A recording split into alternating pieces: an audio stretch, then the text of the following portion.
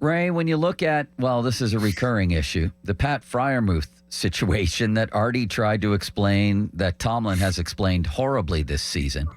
Essentially, Tomlin has said, what, you're all surprised this guy only plays against certain styles of defenses? This has been this way his whole career. Oh, yeah. It has? I never heard you say that before until this year. What's happening with him, and does he have any future here?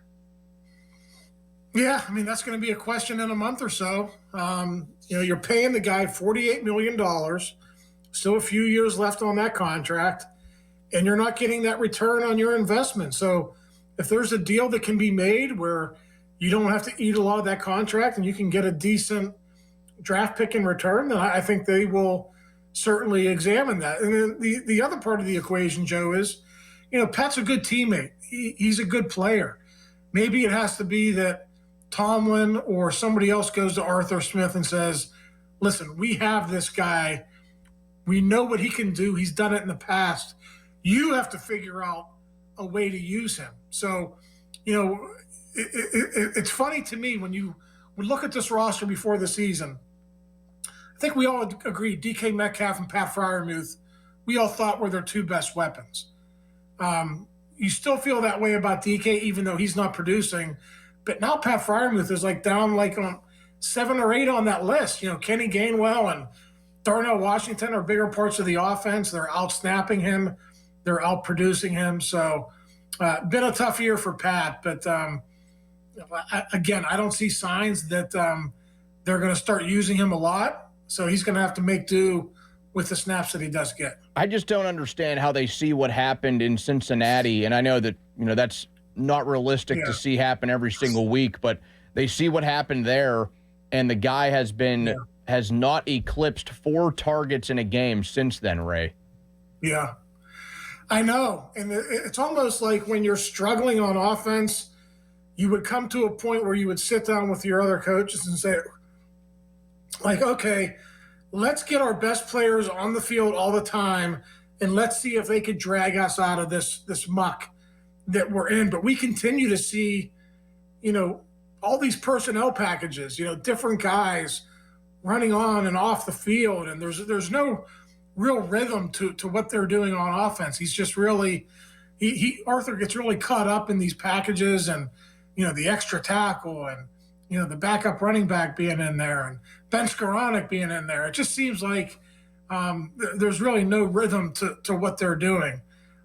So maybe it is time. Maybe you just have to start playing your best players and see if they could do something heroic to pull you out of this thing. But again, guys, I just don't see anything from Mike or Arthur pointing to that they're going to do that. Is Adam Thielen at 35 years old the big fix, Ray?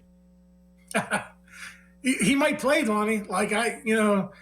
He's been practicing the last couple of days. He got here pretty quick after he was waived.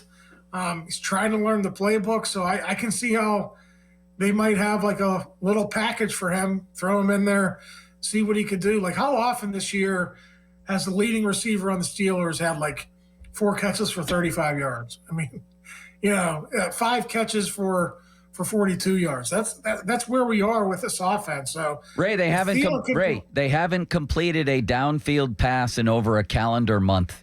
There was a guy from NFL Network, I think, who tweeted out that the last time the Steelers completed a pass that traveled 20 yards in the air was 36 days ago.